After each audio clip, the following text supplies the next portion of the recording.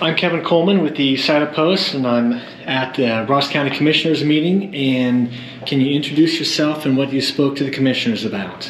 I'm Dave Huggins with the Buck 50. I'm the race director, and really we've been putting on this race for the last 9 years, and I've never taken the time to really come in and discuss some of the great things that's been happening in Ross County.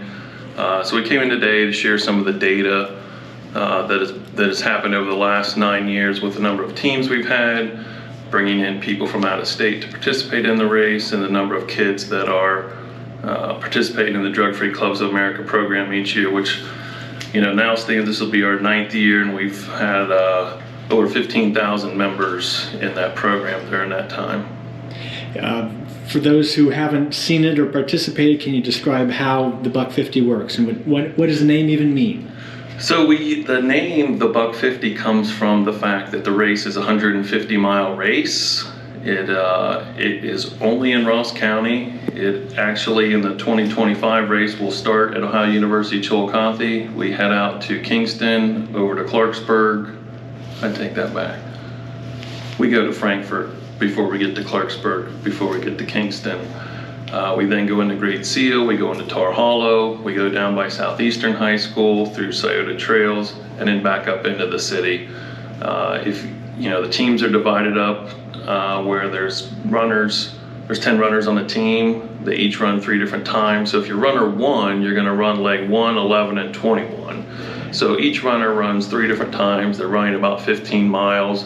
And the name of the Buck 50 comes up just from the fact that it's a 150-mile course. That's quite a long course, wandering all over the county. So do they run on trails when they're available and sides of roads? We definitely have designed the course based on safety. So we use the bike path, we use some trails, we use a lot of backcountry roads. We definitely have some law enforcement officials involved with the Highway Patrol, City Police, and Sheriff's Department in some cases to help us with some high traffic areas. But the race, once it starts, covers from the first team to the last team, covers about 35 miles during the race. So, we have a variety of checkpoints. There's 30 different checkpoints managed by civic groups, churches, or different businesses, and so they help the vehicles park when they're coming in and out. They help the runners know where to go. They keep track of times as the runners come in there, and really provide some great Southern Ohio hospitality to these people coming in to support our community. And this is in conjunction with the Drug-Free Club of America? Yep, that's where all of our money goes to. So the Buck 50 was founded to support 8 chapters of Drug-Free Clubs of America.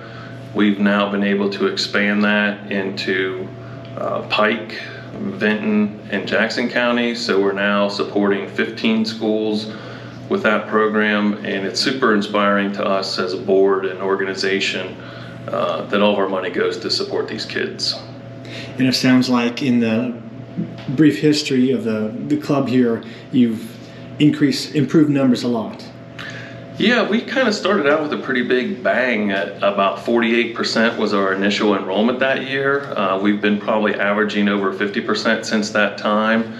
And now that we're kind of past this post-COVID, situation where we all dealt with pretty heavily in 2020, 2021, we're starting to see a nice increase in numbers with our schools again, where they're able to kind of concentrate on this with a little extra focus. But the effect on the kids, I presume high school kids? Yeah, we target 9th through 12th graders.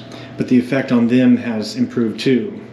Yeah, we actually just reviewed, kids take a survey each year, and we can see in a lot of cases, 10 to 15, sometimes 20% increase in some positive areas, like, are your friends never, how many of your friends never use alcohol, or how many of your friends never use marijuana? And we can see an increase over the last 9 years pretty substantially in how kids view those type of, substances that are certainly detrimental.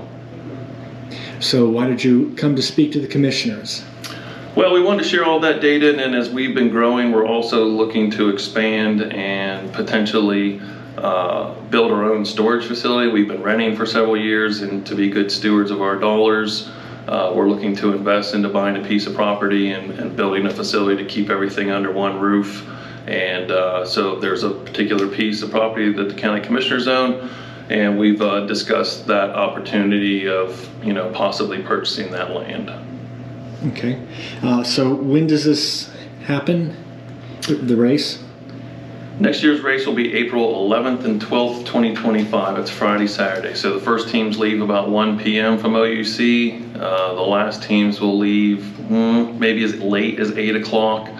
And then those teams will be the first teams back at probably 10 or 11 o'clock Saturday morning. Last teams finish by 6:30 p.m. on Saturday the 12th. So does this go through the nighttime? All through the night. Once it starts, it never stops. So it's kind of interesting to be in, say, Tar Hollow State Park at 2 o'clock in the morning, and we have light plants, and there's people cheering, and there's luminaries, and it is a complete situation where what is sleepy at one point, we wake up pretty quickly based on the race and the volunteers that we have participating. So real dedication.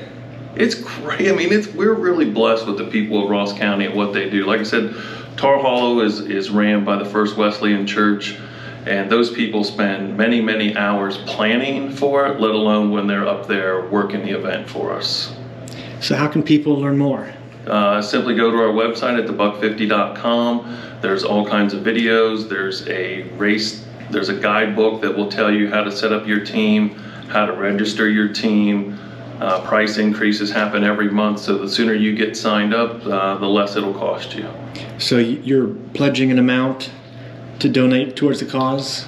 Well, we live in a really different space. As we don't pledge an amount, we're on the hook. So like we're currently looking at about 1,850 kids that are enrolled so far this year, and that'll be close to $150,000. So we have to pay the bill. It's not a matter of we're going to contribute this portion. So that's where our fundraising through sponsorships and runner entry fees really comes in, and we've been fortunate over the last 9 years to have great support in both those areas. Okay, so the Drug-Free Club of America, or Clubs of America, is a national organization, but the Buck 50 is the local. We're basically what they call a provider. So we basically support our local chapters. Drug-Free Clubs has about 45 or 50 different schools in Ohio, West Virginia, Kentucky, and a few out in California. Okay. All right. Well, thank you very much. Thank you, Kevin.